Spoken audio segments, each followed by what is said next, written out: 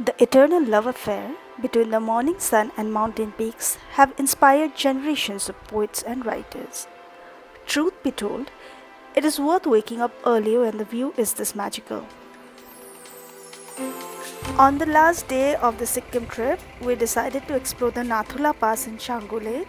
It is 9:30 by the watch and we are waiting at the Sikkim Tourism Office for collecting the permit for Nathula.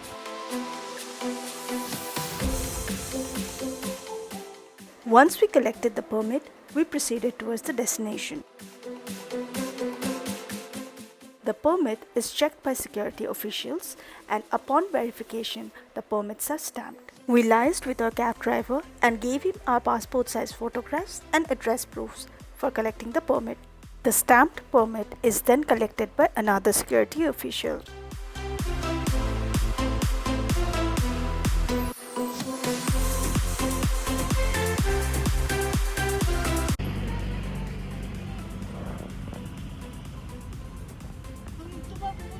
Right now we are waiting at the clubbing zone and we are waiting for people to join us, more people to join us, and then we'll proceed towards Nathula Park.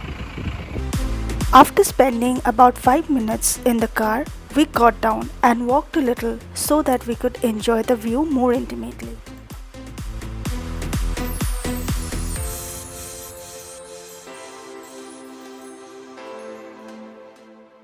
The road leading to Nathula Pass are looked after by BRO or Border Road Organization and are very well maintained. The road to the pass is breathtaking and the landscape is dotted with army settlements all through the way. We reached Nathula at around 12:30 pm. The car dropped us near the gate from where there was a flight of stairs to the viewpoint. Photography or videography is not allowed inside the pass. It was not snowy, but the air was very bitter and chilly. To add to that, the high altitude and the thin air made it a bit uncomfortable for the kids. Our little one was completely exhausted as well. We must call it out that if you are traveling with a kid below 5 years of age, it is best to avoid the Nathula Pass trip.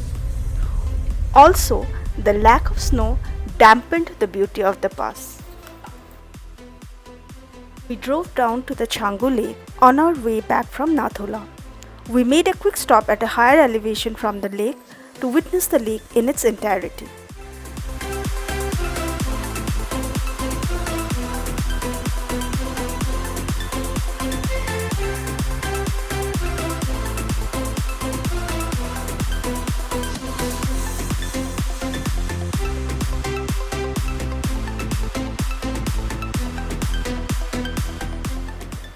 The lake was not frozen, but even then the beauty of the lake left us spellbound. After spending around 30 minutes at the Canggu Lake, we proceeded towards Gangtok. We came across a small bridge where the sun was shining brightly. We stepped down of the car and spent some time on the bridge, listening to the gushing water and witnessing the magical views around.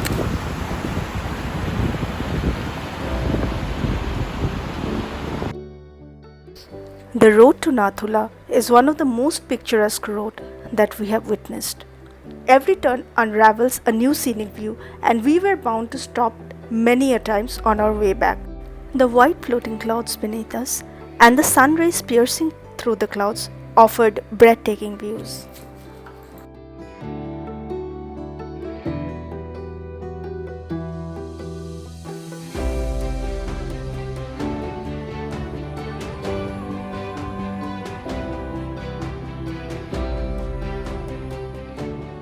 The mist would come up and cover the roads every now and then. Mountains have always been a source of awe and bewilderment, and more often than not, words fall short to describe their beauty. We spent a lot of time making stops every now and then, walking on the beautiful road, playing around, clicking pictures, and basking in the warm sun while marveling at the natural beauty that surrounded us. Just when you think you have the right words to describe the mountain landscape, the scenery changes. And maybe that's why Mountains, though stagnant, fascinates us so much. Honestly, we lost count of the number of times we made pit stops on our way back to Gangtok.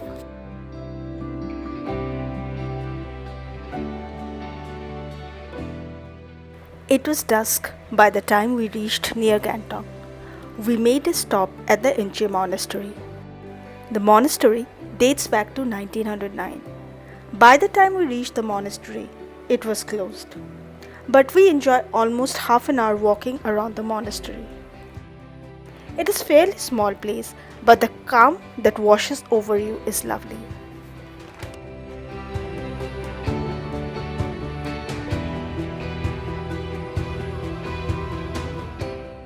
Decorated by prayer flags and prayer wheels, the word Inche means the solitary temple, and the monastery is a vibrant spectacle surrounded by the mountain ranges.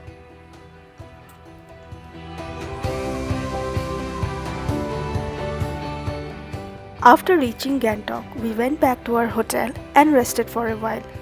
For dinner, we went to the MG Mark and spent some quality time there. We bought some souvenirs too and caught up with a lovely friend there.